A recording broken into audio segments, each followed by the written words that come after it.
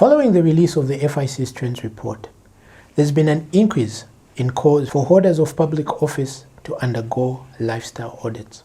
I say all of us do need lifestyle audits actually.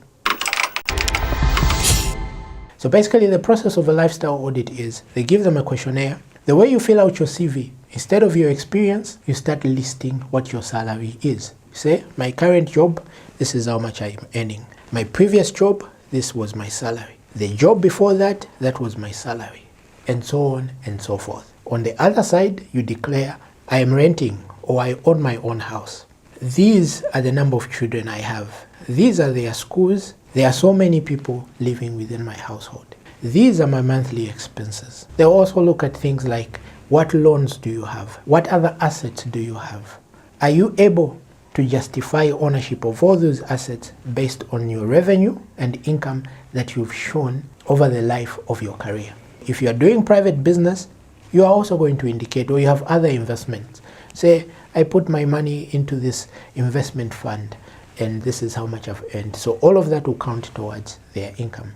So it should be very easy for anyone to explain how they've acquired or accumulated whatever assets or wealth based on their income. The Parliamentary and Ministerial Code of Conduct requires that holders of public office, these being ministers, the vice president, and the speakers of the National Assembly, that they must declare their assets, liabilities, and income at the time that they are being sworn into office. And then they must make an annual declaration to the Chief Justice. And the Chief Justice is required to keep these records in a manner which can be easily accessible by members of society if they so wish. Given that the laws already exist, if the people who are calling for these lifestyle audits are actually serious, the first stop they must make is the Chief Justice's chambers. Ask to see the records of what has been declared. If you have reasonable suspicion that someone has under-declared, you can demonstrate. Say, for example, I see this person driving a Range Rover. In their declaration, I don't see that Range Rover. Can we query further? Moving away from politicians, I think it is actually essential for all of us to undertake our own lifestyle audit. What is your income and what are your short to long-term goals? Say, for example, you want to buy a new car in the next 2 years, or you want to build a house in the next 5 years. You're going to look at your current income, look at your expenses, but also more critically, look at how much are you putting into your building fund or your motor vehicle fund. If you are not saving any money towards that goal, come 2 or 3 years from now, you'll still just be dreaming.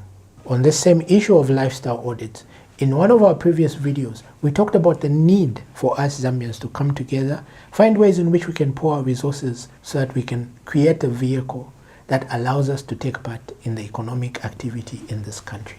Let us start making progress. Next step, everyone who answered yes to that previous video, we are going to add you to a group here on Facebook, where all of us now are going to start brainstorming on ideas for us to move forward. Also, if you're watching this video and you didn't watch the previous video, but you are also interested in being part of this group, just simply comment, add me below. Let us start taking ownership of the economic assets that this country owns. Thank you for watching, and I'll see you next time.